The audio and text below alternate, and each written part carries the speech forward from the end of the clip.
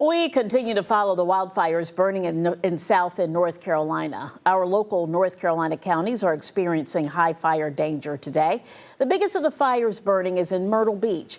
More than 2,000 acres have burned in Carolina forest. The fire is 30% contained. Residents and businesses in Myrtle Beach have rallied to support firefighters.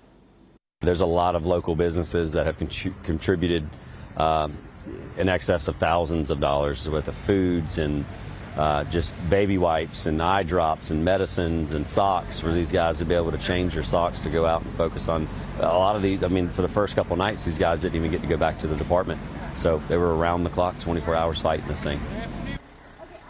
The cause of the fire is still under investigation, but today officials said it's believed to be human caused and was not caused by a prescribed burn.